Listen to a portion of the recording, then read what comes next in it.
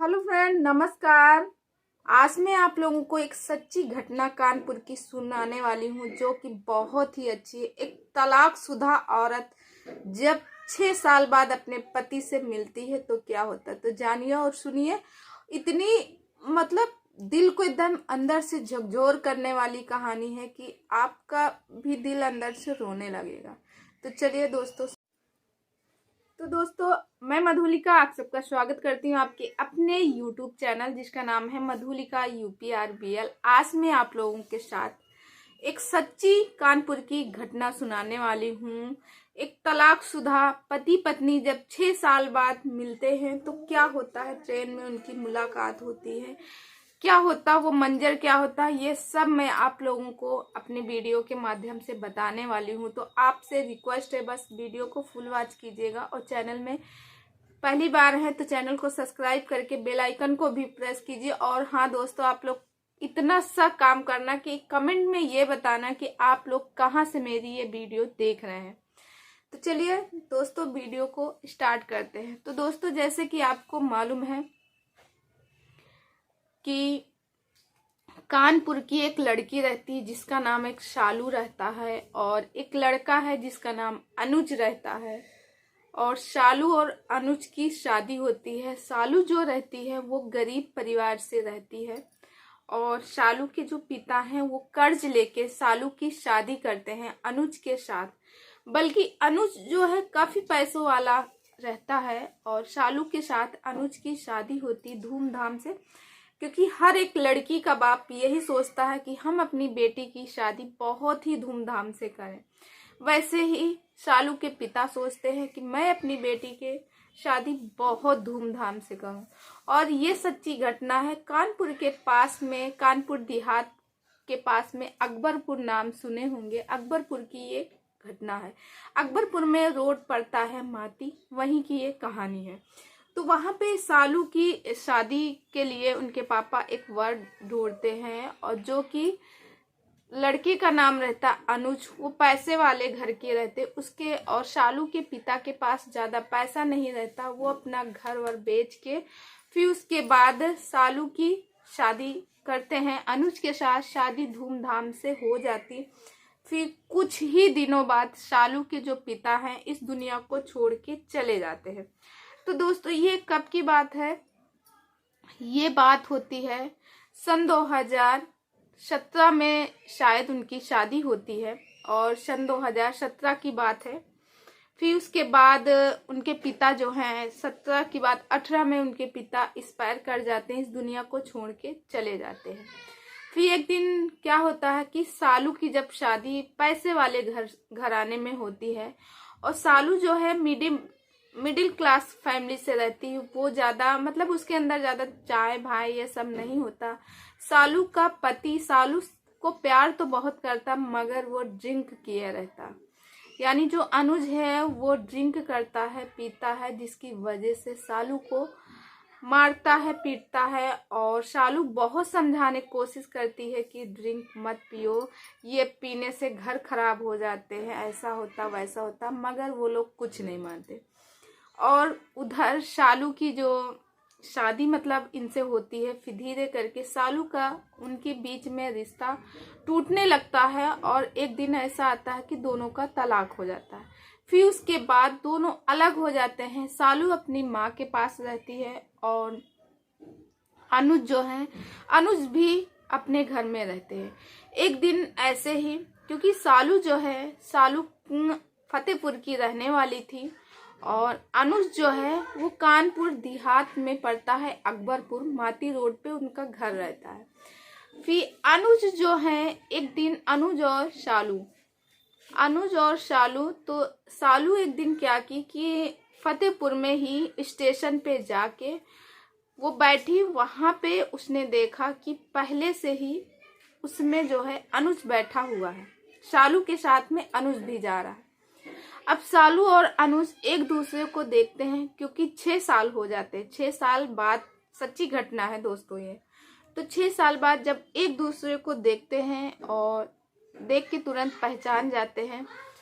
उधर शालू बहुत सुंदर, बहुत खूबसूरत थी और शालू जो है अब इस समय एकदम पतली सी हो गई थी, काली सी हो गई और उसके चेहरे की रौनक चली गई। वो जैसे दिखती थी वैसे हुई नहीं। जैसे ही अनुज देखता है सालू को, सालू अनुज को देखती है, दोनों एक दूसरे को पहचान जाते हैं। सालू कहता, अरे तुम यहाँ, अनुज कहता अरे तुम यहाँ सालू। तो सालू कहती है, हाँ मैं कानपुर जा रही हूँ। तो अनुज कहता है, अरे सालू तुम कैसी हो गई हो। तो सालू कुछ बोलती नहीं है, सिर्फ एक दूसरे को देखते हैं और मन में एक बात रहती कि इनसे कुछ बात करें। सालू के अंदर रहता है कि सालू थोड़ा संकोच टाइप की रहती, वो कुछ ज्यादा बोलती नहीं, मगर सालू को रहता है कि मैं कुछ बात करूं। जैसे लग रहा था सालू को देख के कि सालू के अंदर कुछ दर्द है, सालू कुछ कहना चाह रही अनु से, मगर उसने कुछ नहीं कहा। फिर उसके बाद धीरे धीरे सफर चलता जाता है और लगभग फतेहपुर, वहां से कानपुर से ट्रेन से लगभग 1 या 1.5 घंटे की रास्ता रहता और ट्रेन जो है धीरे धीरे जाती रहती। फिर उसके बाद क्या होता है कि दोनों लोग पहले तो आपस में बात करने की कोशिश करते, मगर सालू ऐसे ही मतलब लग रहा था कि कोई चीज सालू को अंदर ही अंदर खाए जा रही। फिर उसके बाद अनुज कहता, उसी समय आइसक्रीम बेचने वाला आता। अनुज कहता है, शालू आइसक्रीम खाओगी। तो शालू जो है कुछ जवाब नहीं देती। फिर उसके बाद फिर अनुज कहता है, शालू आइसक्रीम खाओगी। तो शालू कहती, हाँ आइसक्रीम खाऊंगी, मगर हम अपने पैसों से खाऊंगी।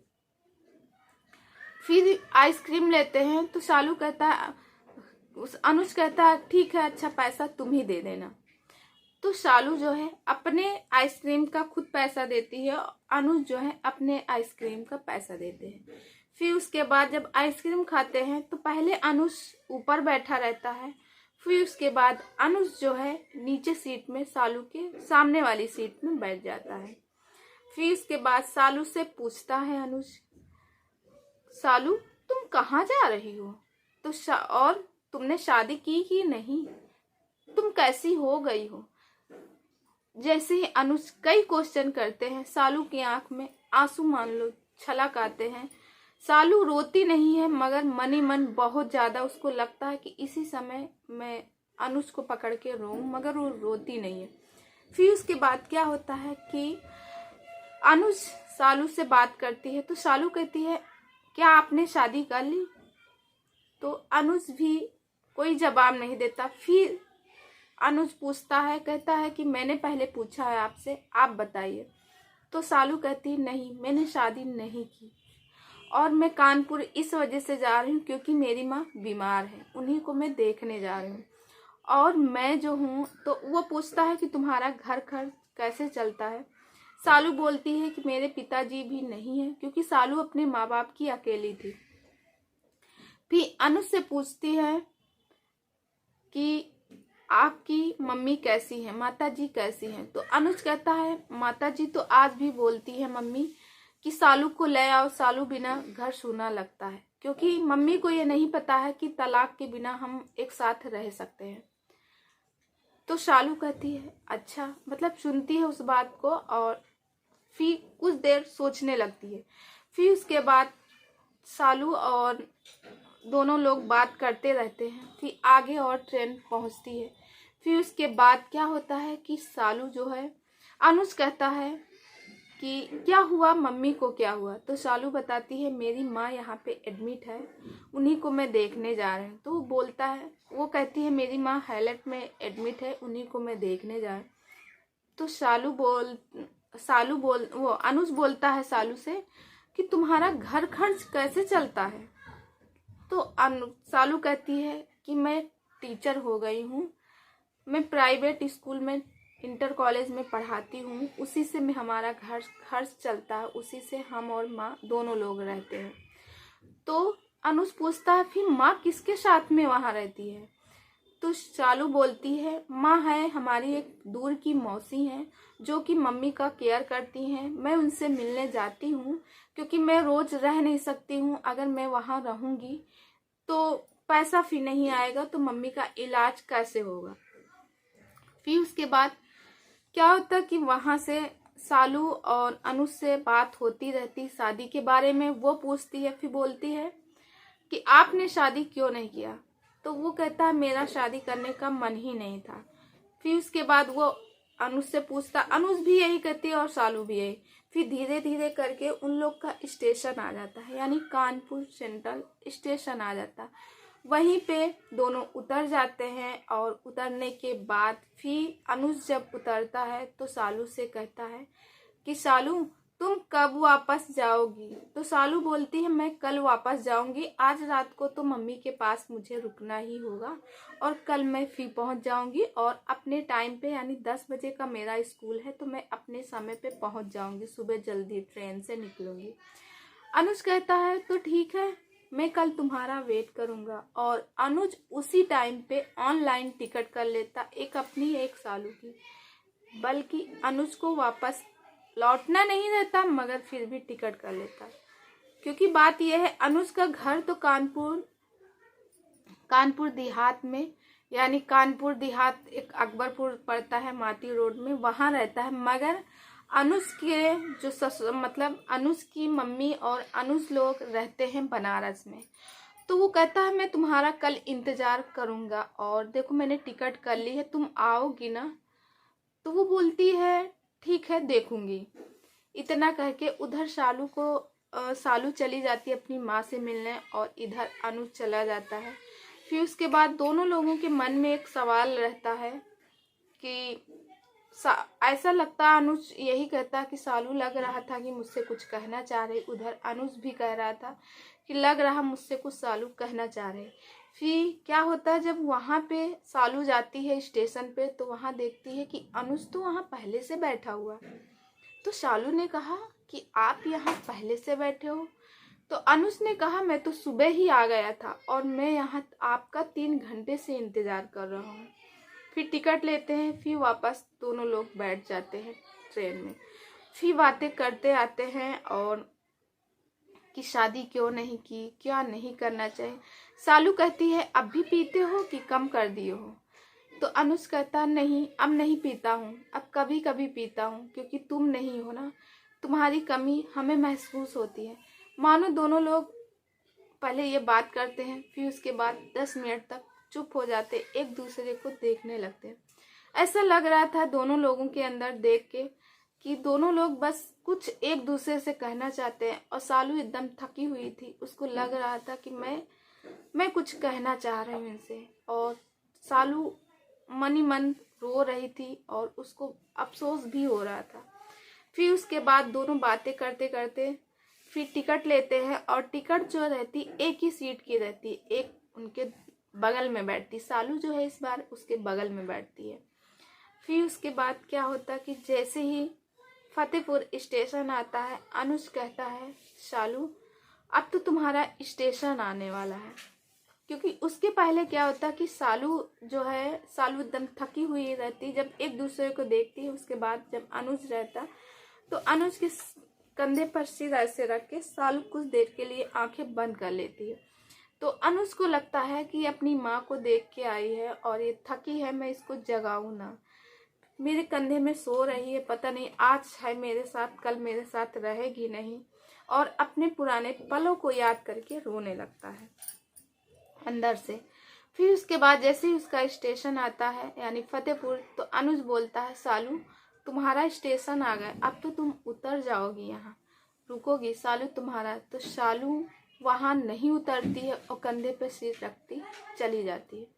जैसे ही सालू अंदर आगे आगे जाती है तो अनुज कहता है सालू तुम क्यों नहीं उतरी, तुम्हारा तो स्टेशन आ गया, अब तुम कहाँ जाओगी। तो वो कहती है मेरा स्टेशन नहीं आया है, मैं यहाँ उतरना नहीं चाहती हूँ, मैं अपने घर जाना चाहती हूँ, मैं तुम्हारे साथ बनारस जाना चाहती हूँ, मुझे अपने ससुराल जाना है, मुझे तुम्हारे पास रहना, मुझे माँ के पास रहना। फिर अनुज और सालू एक दूसरे को लिपट जाते हैं, गले मिलते हैं और उस जगह पे सालू पकड़ के इतना रोती है, इतना रोती है। और फिर उसके बाद अनुज सालू को लेके अपने घर जाते हैं। तो ये हुई, कहते ना होगी प्यार की जीत, तो यहाँ पे हुई है सालू की प्यार की जीत और अनुज भी दोनों खुश हो जाते हैं, क्योंकि कहते हैं ना, जब रिश्ता बना होता है एक दूसरे के लिए तो कोई कितना भी कुछ भी करे, कुछ हो नहीं सकता। तो दोस्तों, ये कहानी कैसे लगी कमेंट करके जरूर बताइएगा। और आप लोग कहाँ से ये कहानी देख रहे हैं हमें